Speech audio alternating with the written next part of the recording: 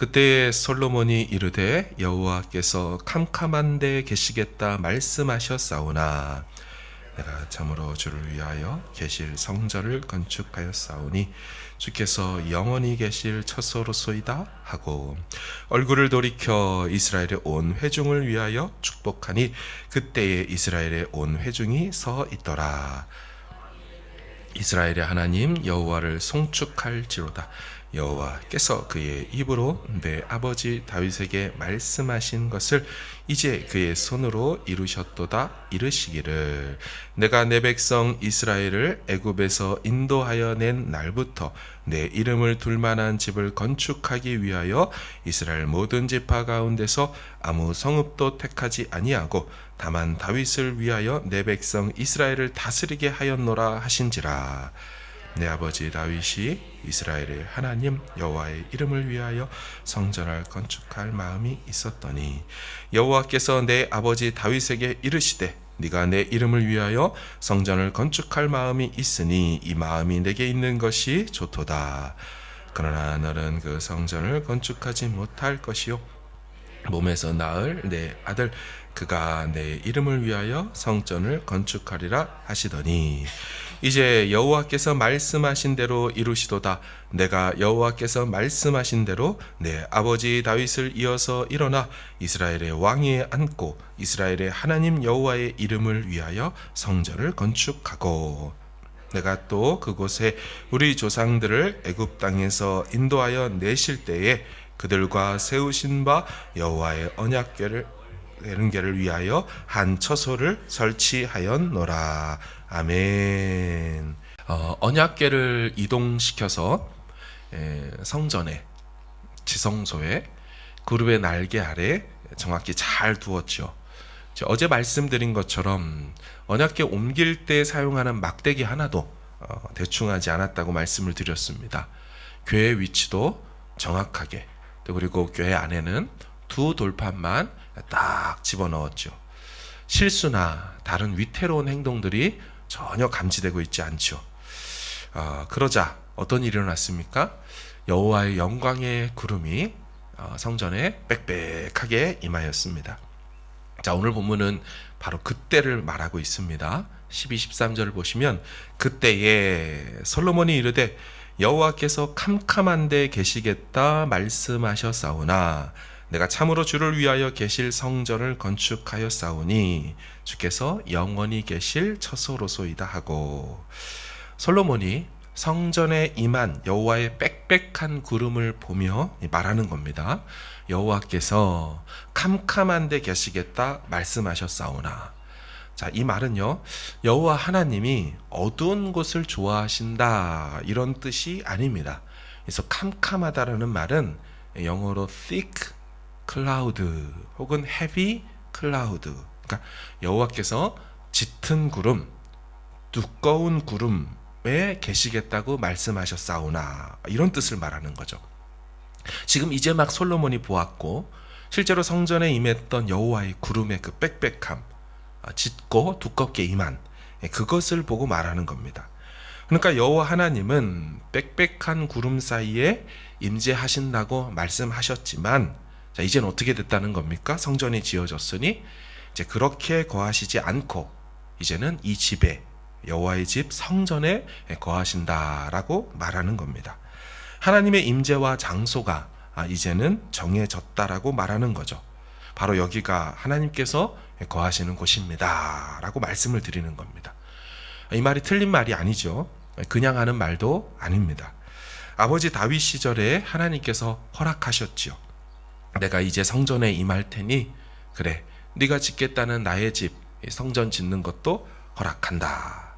다만 뭐라고 하십니까? 너가 손에 피를 많이 흘려서 너의 때가 아니라 아들 솔로몬의 때에 성전을 짓도록 허락하겠다라고 말씀하죠. 네, 여러분 이 말도 좀 사실 설명이 필요합니다. 다윗의 손에 피를 많이 흘려서 성전 짓기에 네 손이 좀 부정하니까 부적합하다 너는 못 짓는다 이렇게 의미하는 뜻은 아닙니다. 그 뜻은 다윗 시절에 계속해서 전쟁이 있던 시절이라는 거예요. 손에 피가 있다라는 말은 비유를 하는 거죠. 은유를 하는 거죠.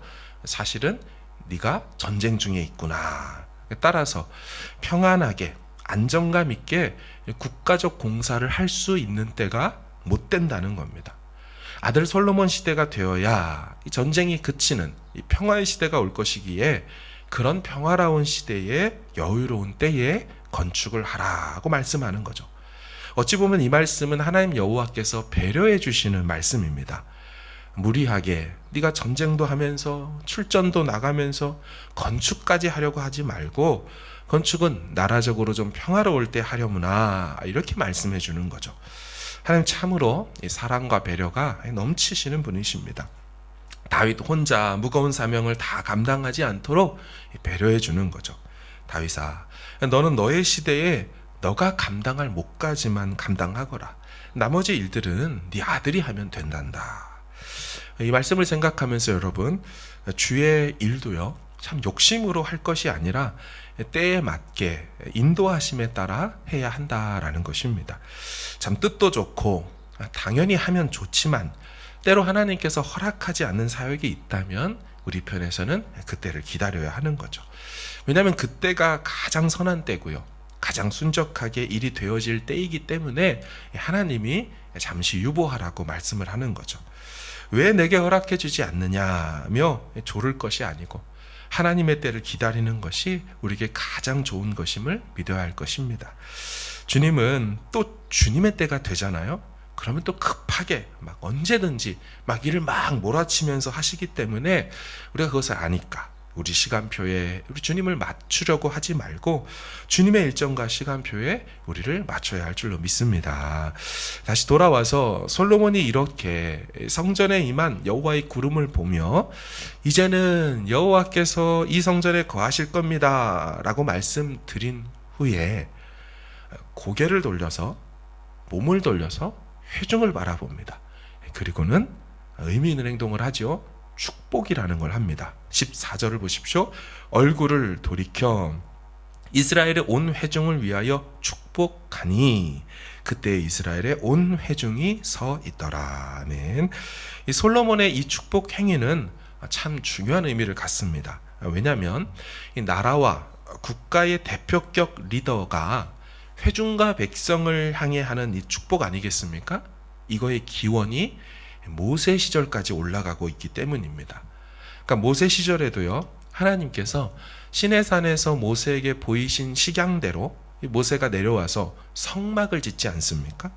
그리고는 성막을 다 짓고 난 출애굽기 거의 끝장인 39장에 이런 말씀이 있습니다. 모세가 그 마친 모든 것을 본즉 여호와께서 명령하신 대로 되었으므로 모세가 그들에게 축복하였더라. 똑같지 않습니까? 이 성전의 원형인 성막이 완공될 때에도 리더이자 대표인 모세가 이스라엘 백성들을 향하여 축복을 했어요. 지금 이 솔로몬의 행위도 똑같죠. 모세적 지위를 가지고 자기 백성들을 향하여서 축복합니다. 언제요? 성전이 완공된 다음에. 여러분, 이 행위는 아버지 다윗에게도 있었습니다. 하나님의 궤를 예루살렘으로 옮겨온 후 이것이 맞춰지자 돌아서서 이스라엘 백성들을 축복했습니다.